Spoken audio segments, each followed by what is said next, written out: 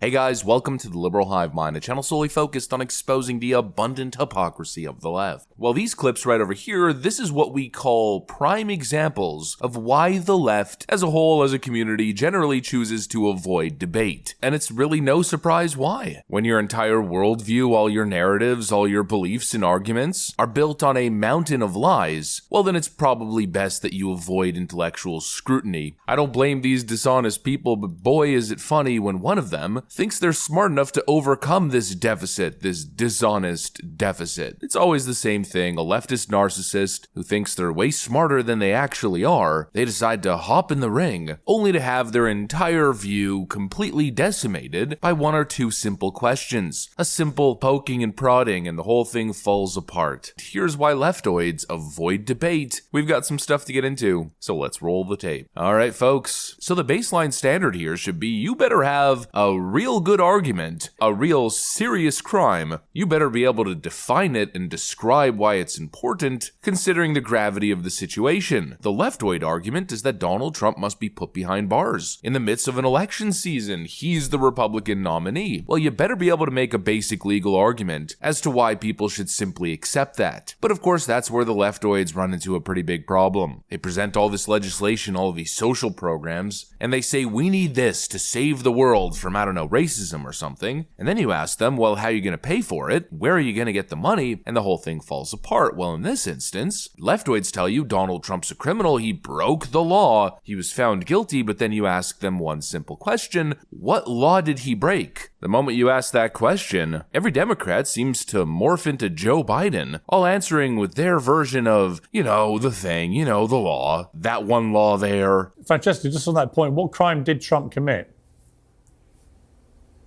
It was financial crimes. It was white collar crimes. That is exactly what they charged him. He was convicted on. What was the crime? It's New York State law. I understand. What was the crime? It is New. Francesca, I don't even like it. It is hang on, Mark, he just got convicted on 34 counts. Francesca, what was the crime? Of cooking the actual books. What was the crime? You are not allowed. So you are not allowed to use your own financial, your own money to pay off somebody, and then he logged it as something different. He logged it as just a regular payment, but he was actually paying off this porn star to keep quiet, which, if he hadn't been running for president, would not have mattered, but he was, and so it impacted campaign finance laws in New York State. Okay, that is what Juan Merchan just oversaw this. Alvin Bragg brought these charges because Michael Cohen, his fixer, was already sentenced to 3 years to do it. Okay, let's just go before, Kevin, I'll be very, very, very patient. I will come to you. Look, I'm no expert. Let me just say, hang on, Michael. You are no expert. By the way. Because the campaign finance law is a federal law. Hang on. Anyway. What kind of mumbo-jumbo, nonsense-rambling, leftist word salad was I just subjected to? That was one of the worst explanations I think I've ever heard.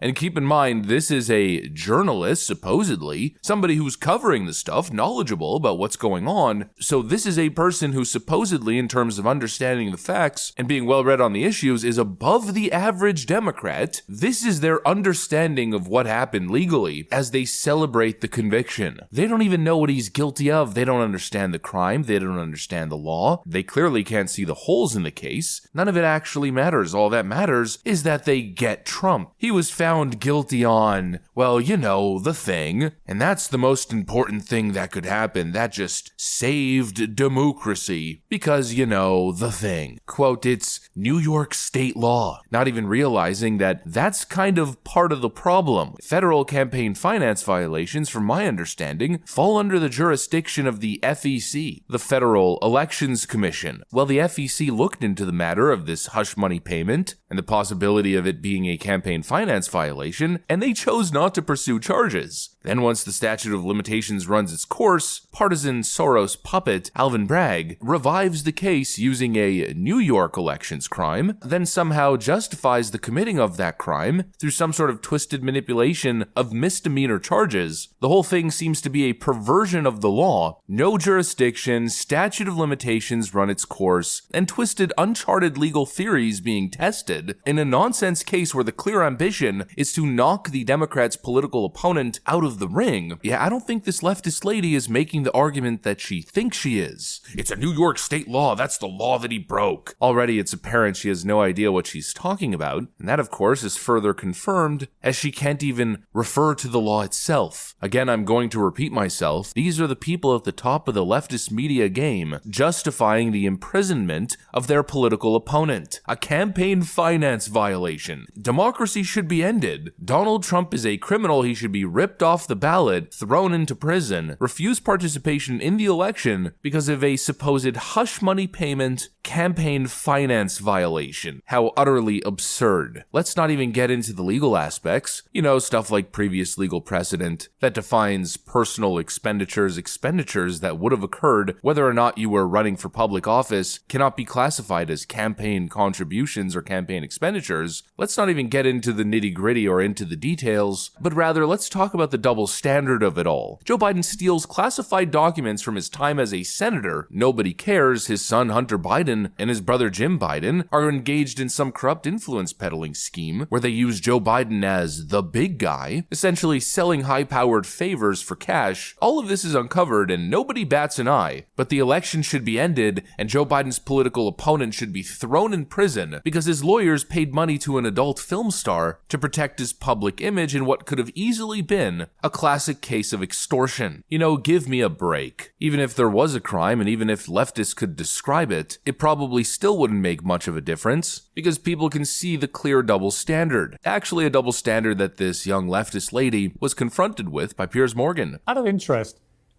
why is Bill Clinton able to have sex with an intern in the Oval Office when he's president and lie to the American people about it on national television?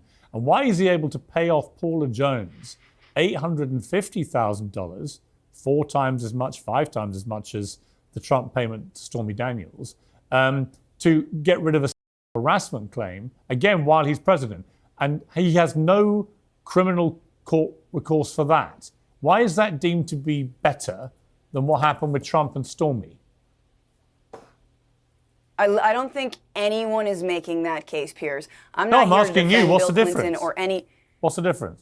Or any predator. The difference is that he didn't cook the books financially using his own, using back channels in order to pay. So paying that somebody off who person says you harassed her, paying nearly $1 million while you're the president of the United States, and then having sex with an intern in the Oval Office and lying about it, that's fine because he's a Democrat. Piers, only the leftists in your mind are making that argument. Sorry? Absolute silence, complete and utter humiliation. Hillary Clinton can conspire with foreign agents to impeach a president, and that's no problem. She can bleach bitter hard drives, delete her emails, but James Comey sees no reason to investigate. But this is what's going to take down Donald Trump. Never in a million years, these people look completely ridiculous. Anyways, that's pretty much what I got for you guys. Hopefully you enjoyed the video. If you did, make sure to leave a like and possibly subscribe to the channel. Thanks for watching, and I'll see you on the next one.